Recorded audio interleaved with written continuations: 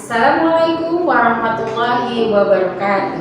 Perkenalkan, saya Rudiani SPDI, mengajar di SDIT Ikro 2 Kota Bengkulu, asal daerah dari Kota Bengkulu. Hari ini akan mengajar mata pelajaran IPAS pada kelas 4 fase B dengan elemen mengenal dan menghargai budaya, kemampuan berkomunikasi intrakultural dalam interaksi dengan sesama, refleksi, dan tanggung jawab dalam pengamalan kebinekaan dengan tema membangun masyarakat beradab. PGSD Expo 14, tunjukkan aksi, raih prestasi, gapai mimpi.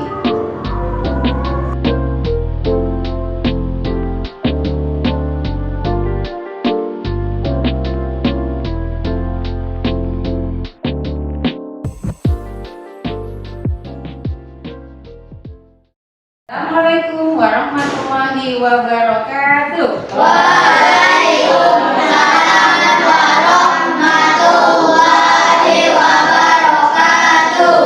Apa kabar anak-anak hari ini? Baik. Alhamdulillah. Sabahul khair. Sobahul Ahlan wa sahlan. Alhamdulillah. Kaifa halukum? Alhamdulillah berkhair. Alhamdulillah. Hari ini kita ketemu lagi di hari Senin, tanggal berapa? 22 Oktober tahun 2023. Ya. Baik, sebelum belajar seperti biasa kita mulai dengan berdoa. Siapa yang mimpin doa hari ini? Silakan Pak.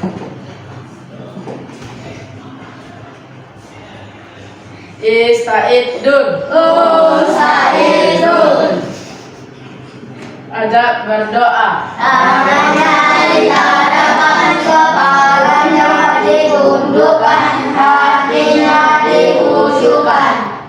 Doa sebelum belajar. Bismillahirrahmanirrahim. Rabbi shrah li sadri wa yassir li amri wahlul 'uqdatam min lisani yafqahu qawli. Rabbi zidni ilma warzuqni fahma.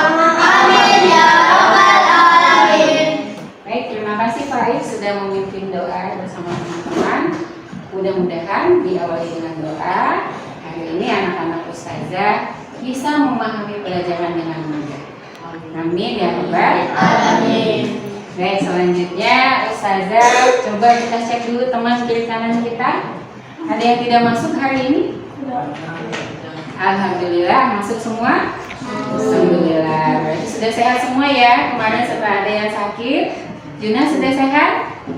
Alhamdulillah. Nah, anak-anak ustazah, hari ini kita akan masuk materi yang baru. Apa pelajaran kita hari ini? Siapa yang tahu? IPAS. Ya, betul. Iya. Siapa yang belajar tadi malam? Ada yang belajar? Tadi belajar. Siapa lagi yang belajar? Sudah siap belajar pagi ini belum? Oke. Kalau sudah siap, ustazah akan cek dulu tingkat kefokusan antum ya. Sudah fokus di sekolah atau jangan-jangan masih di rumah nih pikirannya? Ya. Sebelum lanjut, ustazah tanya dulu, tadi sarapan nggak di sekolah di rumah? Kalau sudah sarapan semua, itu belajarnya lebih semangat dan sudah siap ya. Sekarang kita tepuk fokus dulu ya. Untuk ngecek sudah fokus apa belum di sekolah.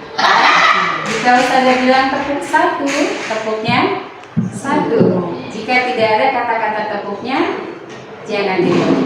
Oke, siap? Tepuk satu, tepuk dua, satu. Nah, masih ada yang belum fokus. Kita ulang sampai semua fokus. Siap? Oke, tepuk satu, tepuk dua, tiga. Wah, masih ada tinggal satu. Kita coba sekali lagi sampai punya semua ya. Siap? Oke. Tepuk satu, tepuk dua, tiga. Alhamdulillah. Sudah fokus semua, berarti antum sudah siap belajar. Nah, sudah siap? Anak, sebelum masuk ke materi yang baru, Ustazah mau tanya dulu nih. Siapa yang masih ingat minggu lalu kita belajar tentang apa? Ya.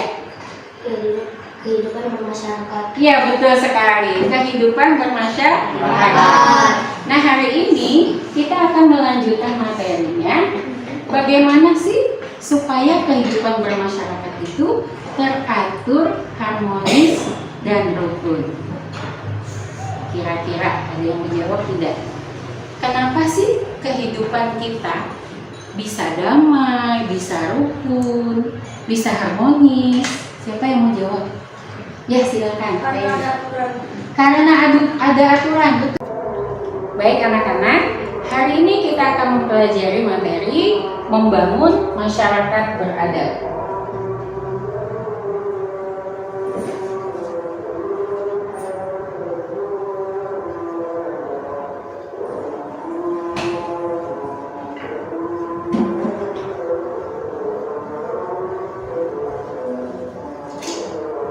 Nah, dalam materi ini ada 3 tujuan nanti yang akan kita capai setelah di akhir pembelajaran, yaitu anak-anak akan memahami apa itu norma dan aturan, kemudian jenis-jenis peraturan, dan kemudian yang ketiga adalah apa sanksi jika kita tidak mengikuti aturan atau norma dalam kehidupan.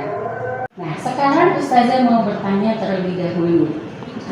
Kira-kira kenapa sih kehidupan kita bisa rukun, tentram, dan damai?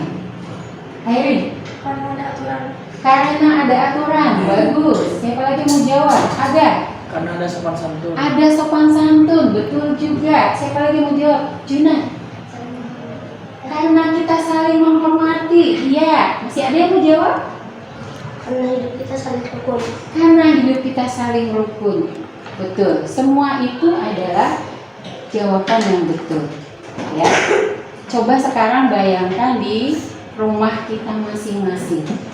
Kira-kira di rumah kita ada tidak aturan-aturan atau tata tertib yang dibuat bersama dengan orang tua?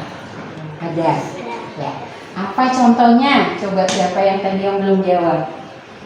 Apa? Saling menghormati, ya. Apalagi agak menuruti perintah orang tua. Apalagi Menyayangi sesama. menyayangi sesama. Kalau di keluarga itu sesamanya itu siapa? Orang tua, kakak, adik, gitu ya. Nenek, kakek. Kalau kita hidup bersama kakek dan nenek. Alhamdulillah, anak-anak Ustazah bisa menceritakan pengalaman di rumahnya masing-masing. Untuk lebih mendalami materi hari ini, Ustazah akan mengajak anak-anak untuk menyaksikan video. Sudah siap? Sudah. Videonya, nanti setelah itu akan ada kerja kelompok, ya. Mungkin kamu sudah tidak asing dengan istilah yang disebut norma. Namun, apakah kamu sudah tahu apa itu norma?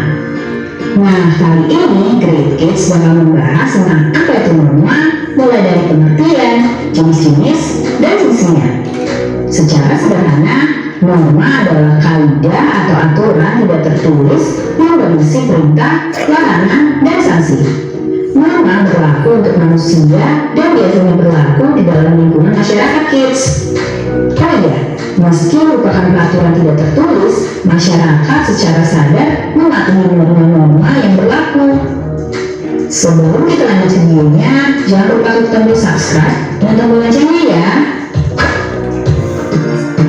Pengertian norma. Menurut Kamus Besar Bahasa Indonesia atau KBBI, norma adalah aturan atau ketentuan yang mengikat warga kelompok dalam masyarakat. Norma dipakai sebagai panduan, tatanan, dan pengendalian tingkah laku yang sesuai dan berterima. Jenis norma. Di dalam masyarakat ada beberapa jenis norma yang diantaranya adalah sebagai berikut. 1. Norma agama. Norma agama merupakan pedoman hidup manusia bersumber dari Tuhan yang Maha Esa. Norma agama terdiri dari perintah, ajaran, dan larangan. Perintah adalah perbuatan yang harus dilakukan, larangan adalah perbuatan yang tidak boleh dilakukan, sedangkan sanksi adalah konsekuensi atau hukuman yang diberikan kepada seseorang yang melanggar peraturan. Sanksi norma agama adalah dosa yang balasannya akan diterima di akhirat nanti. 2. Norma kesusilaan. Norma kesusilaan adalah peraturan tidak tertulis yang bersumber dari hati nurani manusia. Norma ini mendorong manusia untuk senantiasa berbuat kebaikan dan mencegah berbuat keburukan. Sanksi jika melanggar norma kesusilaan bisa berupa penyesalan atau dicemooh dan dikucilkan oleh masyarakat. 3. Norma kesopanan. Norma kesopanan bersumber dari pergaulan manusia yang didasarkan atas hal-hal seperti kebiasaan, kepatutan, dan kepantasan yang berlaku dalam masyarakat. Sanksi dari norma ini umumnya berupa celaan atau ejekan dari orang lain yang bisa menimbulkan rasa malu pada pelanggarnya. 4. Norma hukum. Norma hukum merupakan pelengkap atas norma-norma lainnya. Norma hukum bersumber dari negara atau pemerintah yang termuat dalam undang-undang. Norma ini bersifat memaksa dan memiliki sanksi tegas yang nyata. Sanksi tersebut memaksa dan mengikat kids, contohnya antara lain berupa hukuman penjara atau denda. Fungsi norma.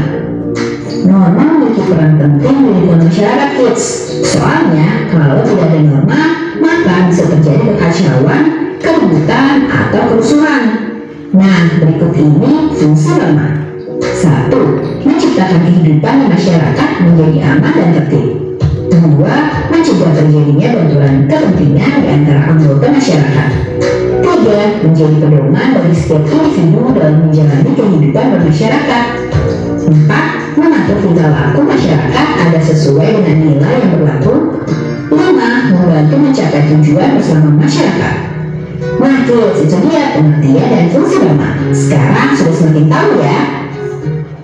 Nah anak-anak, setelah menyaksikan video tadi, apa yang bisa anak-anak sampaikan tentang materi yang ada di dalam video? Silakan, siapa yang mau jawab? Pak Ik, silakan. Norma adalah aturan. Bagaimana? Betul? Iya, ada ya dalam video. Kemudian siapa lagi yang mau menyampaikan? Ya, silakan.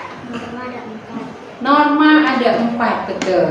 Apa saja ada norma yang 4 itu? Siapa yang bisa menjelaskan? Pak Ik, silakan. Norma agama, norma kesusilaan, norma kesopanan, norma hukum. Iya, betul sekali ya. Norma agama, norma kesusilaan, norma kesopanan, dan norma hukum. Nah, anak-anak ustazah, norma-norma ini nanti diturunkan dalam bentuk aturan. Peraturan itu apa dan ada berapa jenis peraturan? Siap-siap kita saksikan video berikut lagi ya.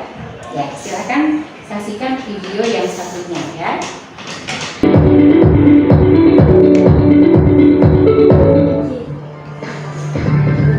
Halo adik-adikku yang selalu ceria, ketemu lagi dengan Kak Fajar di sini.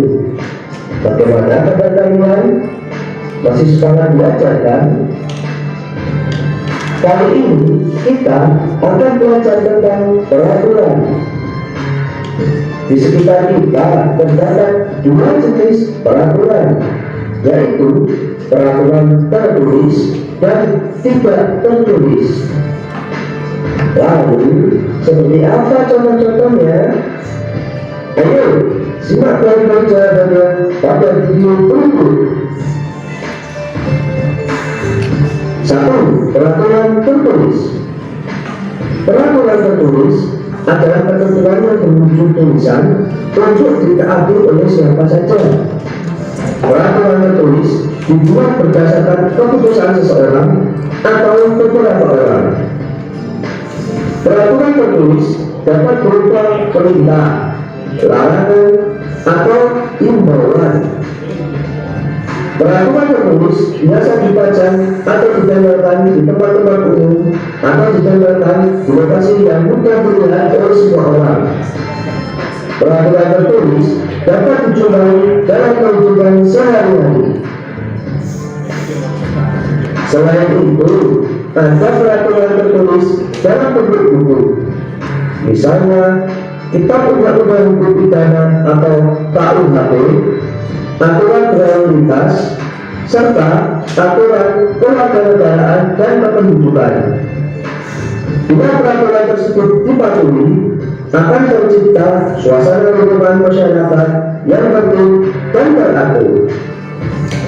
Bagi masyarakat yang melanggar peraturan tersebut, akan diberikan sanksi. Sanksi dapat berupa teguran, ganti kerugian, denda, atau hukuman penjara. 2. Peraturan tidak tertulis. Peraturan tidak tertulis adalah ketentuan yang tidak tercantum dimanapun, tetapi harus ditaati oleh siapa saja. Peraturan tidak tertulis dibuat berdasarkan keputusan seseorang atau beberapa orang. Peraturan tidak tertulis dapat berupa perintah, larangan, atau himbauan. Peraturan tidak tertulis biasanya berkaitan dengan sopan santun. Peraturan tidak tertulis biasanya disampaikan secara lisan. Jadi, peraturan tidak tertulis bersifat kebiasaan baik yang berlaku di mana saja, baik di rumah, sekolah, maupun lingkungan masyarakat. Pelanggar aturan tidak tertulis juga akan dikenakan sanksi. Sanksi tersebut tergantung pada tempat berlakunya peraturan tersebut. Misalnya, di rumah, bentuk sanksinya adalah ditegur orang tua atau mendapat hukuman yang mendidik. Lalu di sekolah, bentuk sanksinya adalah ditegur guru atau mendapat hukuman yang mendidik. Kemudian di lingkungan masyarakat, bentuk sanksinya adalah ditegur tokoh masyarakat, misalnya ketua RT. Yang adik-adik, itulah jenis-jenis peraturan di sekitar kita. Sekian dulu ya video pembelajaran kali ini. Kita akan bertemu lagi pada video pembelajaran berikutnya. Sampai jumpa, salam semangat dan sukses!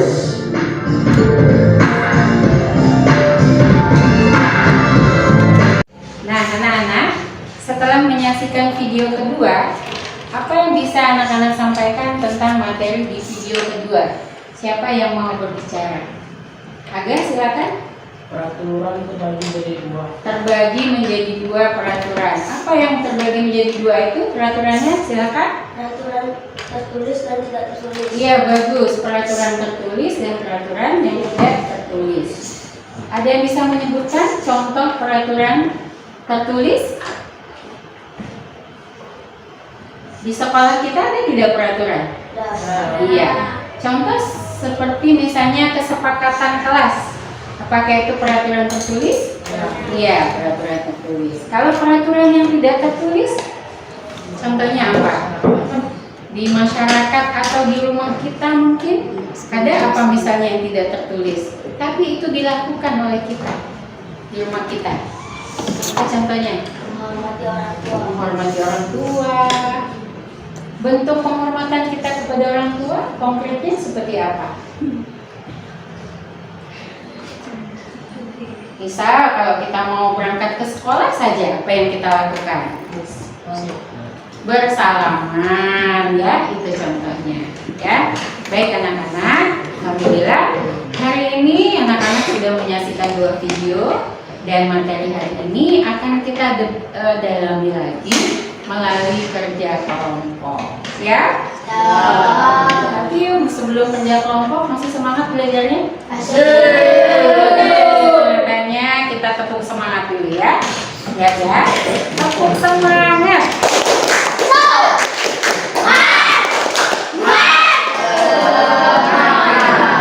Diulang tadi. Baik anak-anak, masih semangat belajarnya? Kalau masih semangat, kita buka buktikan dulu ini dengan tepuk semangat ya. Oke, tepuk semangat.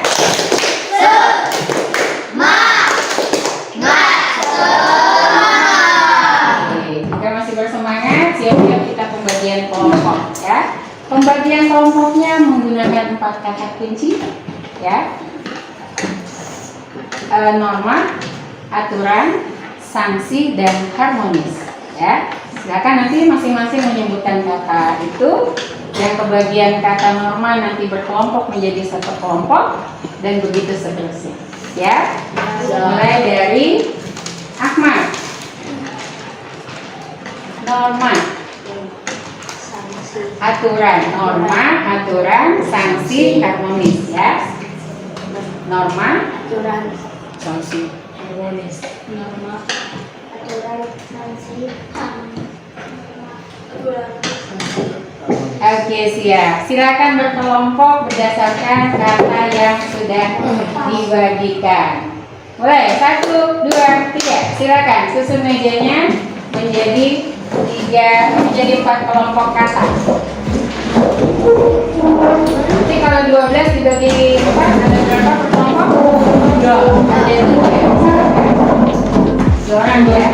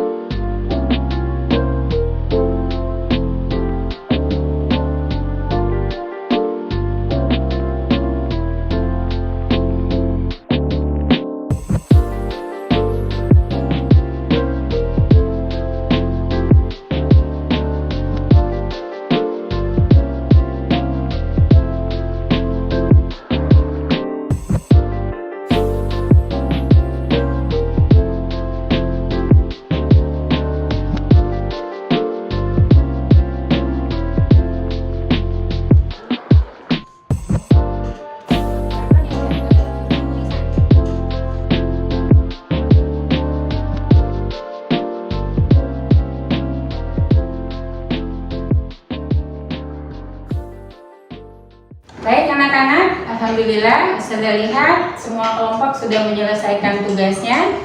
Dan saatnya sekarang setiap kelompok mempresentasikan hasil diskusinya. Mulai dari kelompok norma, silakan kelompok norma maju dan mempresentasikan hasil diskusinya.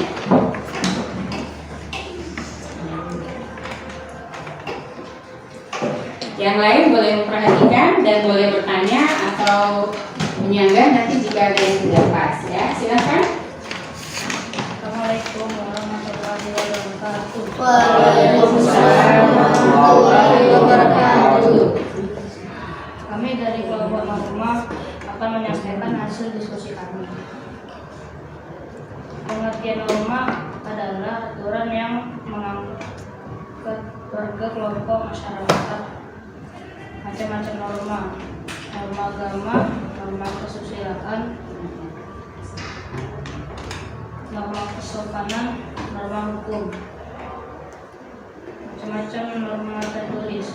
Peraturan tertulis adalah peraturan yang dibuat dalam bentuk tulisan, berisi perintah, larangan, atau aturan. Contoh peraturan di sekolah, peraturan lalu lintas, peraturan hukum negara. Peraturan yang tidak tertulis adalah peraturan yang tidak dibuat dalam bentuk tulisan, tetapi disepakati dan dilakukan dalam kehidupan. Contohnya, norma kesopanan di rumah dan di sekolah. Kurangnya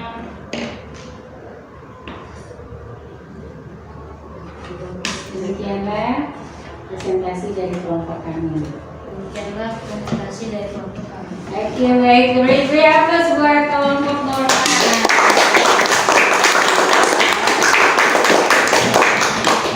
Baik, alhamdulillah hari ini sudah senang sekali. Anak-anak sudah bisa mempresentasikan hasil diskusinya, ya. Nah, anak-anak, Kalau tadi kita sudah mengerjakan tugas kelompok, sekarang Ustazah akan membagikan tugas individual. Ya, silahkan dikerjakan tugas individual ini secara sendiri-sendiri di tempat duduknya. Bagaimana perasaannya hari ini? Senang? Apakah semua sudah paham materinya? Ada kendala tadi dalam mempelajari materi ini? Tidak ya, alhamdulillah. Baik. Ada yang bisa menyimpulkan apa pelajaran kita hari ini? Silakan maju ke depan. Baik, mungkin? Ya, silakan. Kesimpulannya tadi kita itu belajar tentang pengertian rumah, macam-macam rumah, apa itu aturan tertulis dan apa itu aturan tak tertulis. Ya. Kemudian terima kasih Faik sudah menyampaikan refleksinya. Baik anak-anak Ustazah mau menanyakan nih. Setelah mempelajari materi ini, apa yang akan antum lakukan dalam kehidupan sehari-hari? Siapa yang menjawab? Pak Is, silakan. Ya, teman. Iya, bagus ya. Berusaha menaati aturan-aturan dalam kehidupan. Satu pertanyaan terakhir. Siapa yang bisa menghubungkan materi kita hari ini dengan pelajaran yang lain? Ya, Airin, silakan. Dalam pelajaran PAI, Asmaul Husna Amin, Allah Maha mengetahui apa perbuatan yang kita lakukan. Masya Allah, luar biasa ya. Jadi ingat, Allah Al-Alim, Allah Maha mengetahui. Jadi sesungguhnya dimanapun kita berada, kapanpun kita harus berbuat baik atau mengikuti aturan-aturan dalam kehidupan. Karena jika tidak, Allah Maha mengetahui semua perbuatan kita. Baik, alhamdulillah hari ini pelajaran kita sudah selesai. Semoga banyak manfaatnya. Ustazah mengucapkan terima kasih kepada anak-anak Ustazah hari ini yang sudah fokus dalam belajar, dan Ustazah doakan mudah-mudahan aturan-aturan ini bisa kita ikuti bersama supaya bisa membentuk masyarakat yang beradab. Ya, Ustazah mohon maaf jika ada salah.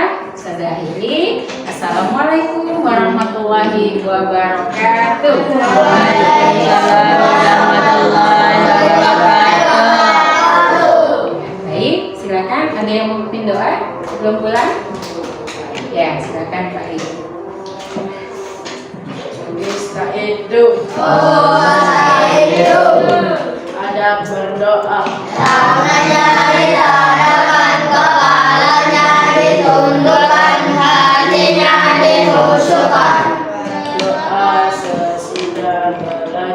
Alhamdulillah.